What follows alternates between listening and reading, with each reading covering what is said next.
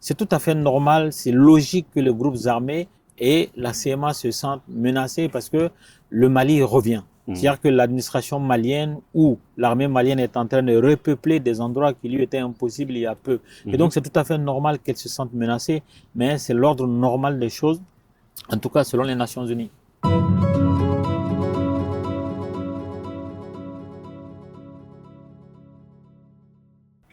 Bonjour à tous, merci d'être avec nous. Aujourd'hui, nous sommes avec Elijah Deblar. On va parler de l'aménagement, notamment le retrait de l'aménagement qui a été annoncé par le gouvernement de la transition. Bonjour Elijah. Bonjour Bouka. Merci d'être là. Bon, je ne sais pas si je dois te remercier déjà. Je t'en prie. Donc ce soir, on va parler du retrait de l'aménagement.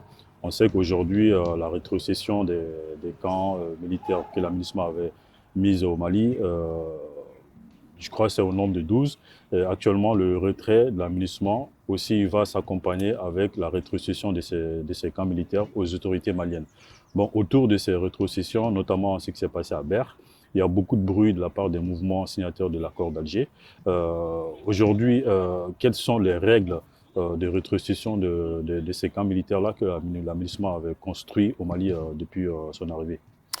Très bien, il faut savoir que la résolution 2690 du 30 juin 2023 a acté la fin d'une décennie de présence de l'aménagement au Mali. Et donc, ça en est suivi des règles en fait de retrait de l'aménagement. Il faut savoir que il y a en tout 13 sites occupés par l'aménagement au Mali. Et ces sites-là, si on retourne 10 ans en arrière, ces sites ont été choisis en coordination et en collaboration avec l'autorité malienne à l'époque d'Ibrahim Boubacar Keïta. Au-delà des résolutions et de toute l'administration qui a précédé l'installation matérielle de l'aménagement, au moment où l'aménagement allait s'installer avec ses forces, avec sa police, avec ses administrateurs, il y a des sites qui ont été choisis. Et ces sites ont été choisis en conformité, en collaboration et en coordination étroite avec les autorités maliennes.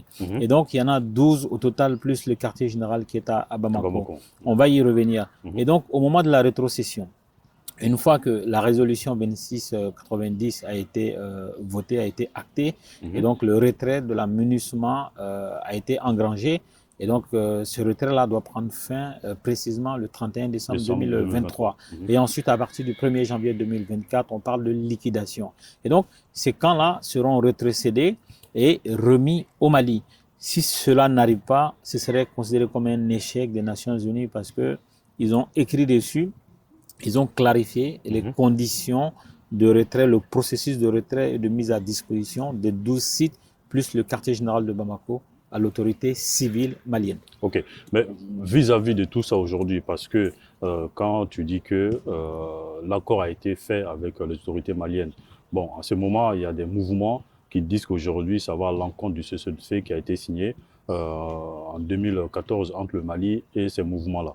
Donc, qu'est dit réellement cet accord de cessez-le-feu quand les mouvements diraient que cet accord est violé par l'aménagement d'abord, donc parce qu'ils disent que c'est l'aménagement qui a violé ce cessez-le-feu.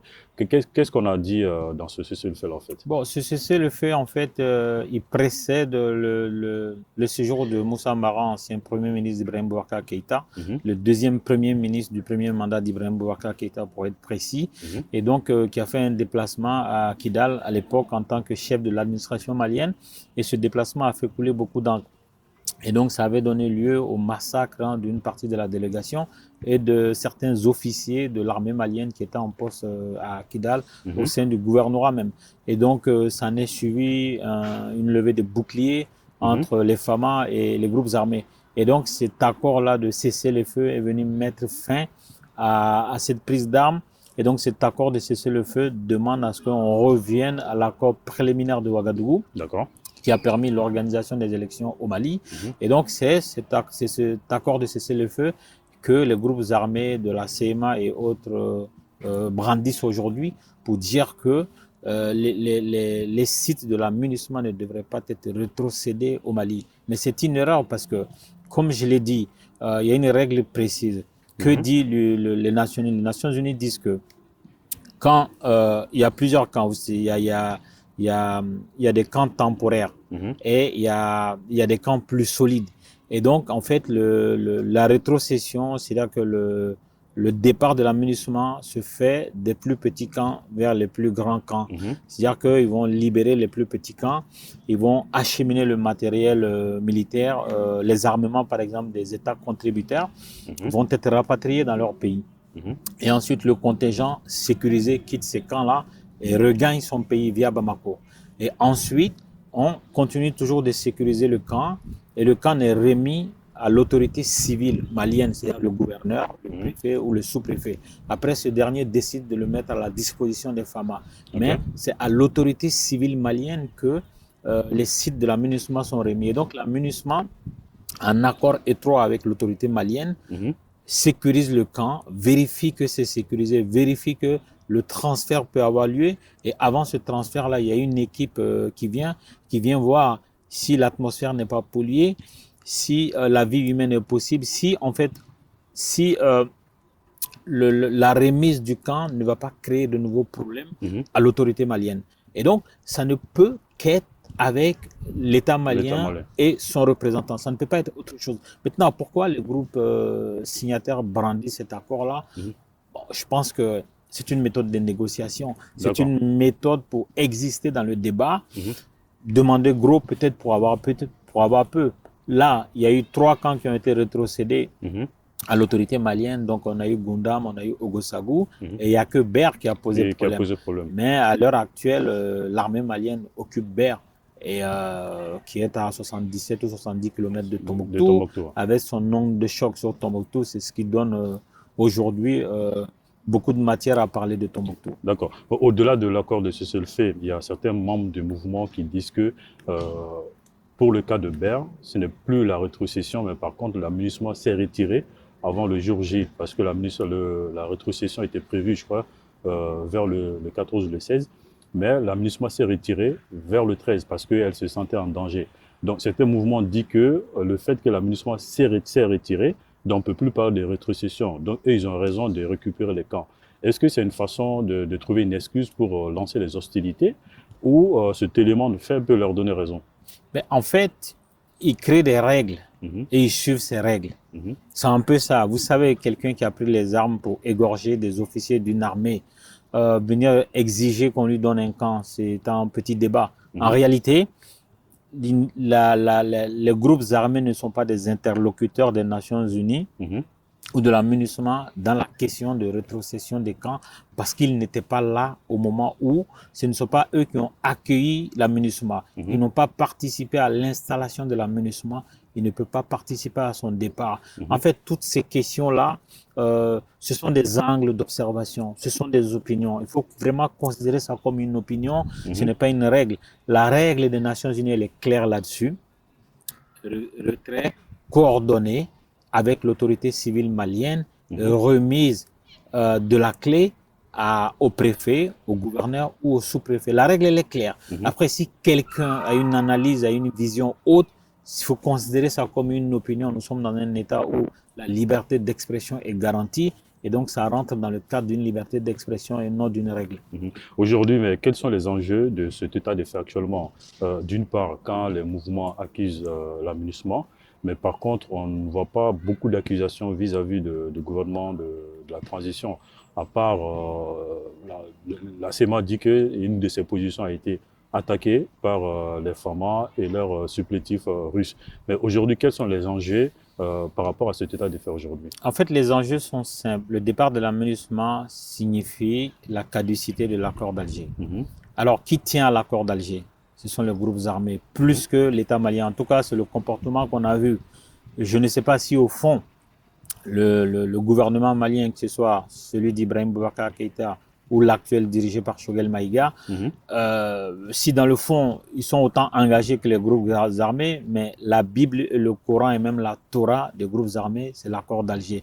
C'est l'accord d'Alger qui leur permet d'exister de manière non démocratique à la tête d'une zone qui le revendique comme étant une zone géographique appelée l'Azawad. Et donc, qu'est-ce qui va se passer?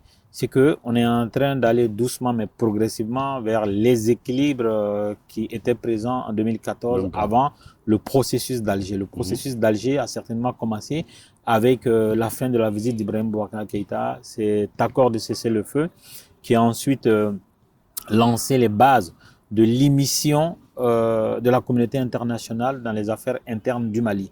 Et donc, ce qui va se passer, c'est qu'il n'y a aucun doute, les 12 camps de la MINUSMA plus le QG à Bamako vont être remis à l'autorité malienne. Maintenant, l'autorité malienne devra se battre autour de chaque camp pour le conserver, c'est-à-dire sécuriser le camp, sécuriser les FAMA et sécuriser les populations qui sont autour. Et donc, la réalité, c'est que nous revenons en 2014. D'accord. Au début, hein, tu as parlé des négociations, parce que quand tu dis que, comment dirais-je, la réclamation de mouvement, c'est une forme de négociation. Donc, de l'autre côté, quand on regarde le communiqué du gouvernement de la transition, les autorités, donc on voit c'est des communications purement militaires. Est-ce que c'est un indicateur clé aujourd'hui qui confirme cette négociation où on va vers une solution militaire pour la récupération de ces zones habitées par la MINUSMA pour finir? D'après les indiscrétions, le Mali avait envoyé au nord jusqu'à Kidal son chef de renseignement. On a cru comprendre que c'était pour baliser le terrain par rapport à la remise des camps de la MINUSMA. Au niveau de la communication, en dehors des incidents qu'il peut y avoir, c'est-à-dire des affrontements, le Mali n'a pas de communication à faire parce que les règles de rétrocession lui sont favorables. C'est-à-dire que le Mali n'a pas à convaincre qui que ce soit. Aujourd'hui, jusqu'à preuve du contraire, la MINUSMA est l'arbitre de l'accord d'Alger. En tout cas, fait partie des arbitres, en plus de la communauté internationale, en plus de l'Algérie, de la Mauritanie, du Tchad, du Burkina Faso, etc. La MINUSMA et les Nations Unies continuent de regarder le Mali. Or, ce sont ces derniers-là qui disent que les camps seront remis au Mali. Non seulement les camps seront remis au Mali, mais le processus de retrait est coordonné avec les FAMA, disons avec les autorités maliennes. Et donc, de mon avis, le Mali en tant qu'armée, en tant qu'État, n'a pas de communication à faire. C'est aux Nations Unies de le faire parce que si jamais les Nations Unies proposent et que les groupes armés veulent disposer, c'est aux Nations Unies d'expliquer au reste du monde que les camps reviennent au Mali. Le Mali, pour une fois, n'a pas à s'exprimer sur le sujet parce qu'il est dans son droit de récupérer des sites qu'il avait mis à la disposition des Nations Unies. Sauf que ces sites se trouvent dans des zones que les groupes armés considèrent, aussi bien les groupes armés que les groupes terroristes considèrent comme étant à l'intérieur de leurs frontières. Les groupes armés considèrent que c'est à l'intérieur de l'Azawad, les groupes terroristes considèrent que ça fait partie des zones où ils pouvaient mener leur deal de drogue, leur trafic d'armes, leur trafic humain. Et donc ça fait beaucoup de choses, en tout cas pour lesquelles ils devraient plutôt se battre contre les Nations Unies et non contre le Mali cette fois-ci. Donc pour une dernière question, aujourd'hui, est-ce que la MINUSMA ne se met pas en danger vis-à-vis de ces mouvements rebelles? Parce qu'on sait que ce qui s'est passé à Ber, ce n'est pas que les mouvements qui ont agi, il y a aussi les groupes terroristes qui ont agi sur ce camp. Est-ce que la MINUSMA ne se met pas en danger quelque part en envoyant des messages aux mouvements comme ça, pour finir. Je ne sais pas si la MINUSMA se met en danger. Le Mali a acté la fin de la MINUSMA, elle doit partir. Est-ce qu'il y a 17 000 sortes de partir? Il n'y a qu'une seule façon. Ça a été écrit, ça a été acté par les Nations Unies. Le processus de retrait est fait selon un principe qui a été écrit par les Nations Unies. Voilà. Ils ont informé tout le monde, en tout cas tous ceux qui veulent savoir. Et donc, la MINUSMA ne fait que suivre ce principe de retrait-là. D'abord, on enlève les armes lourdes. Ensuite, on démine, on s'assure qu'il n'y a pas de mine autour, on s'assure que ce n'est pas empoisonné. Et ensuite, les pays qui sont contributeurs des troupes retirent leurs troupes. Et là, les sites gardent les infrastructures, par exemple, les infrastructures pour traiter l'eau usée, les infrastructures pour produire de l'électricité pour les populations, et aussi les fournitures de bureaux, les ordinateurs, des logiciels, du meuble de bureau, tout ça reste. tout ça est remis à l'autorité malienne. Et c'est exactement ce que la MINUSMA est en train de suivre. Elle ne fait ni plus ni moins. Maintenant, c'est tout à fait normal, c'est logique que les groupes armés et la CMA se sentent menacés parce que le Mali revient. C'est-à-dire que l'administration malienne ou l'armée malienne est en train de repeupler des endroits qui lui étaient impossibles il y a peu. Et donc, c'est tout à fait normal qu'elle se sente menacée, mais c'est l'ordre normal des choses, en tout cas selon les Nations Unies.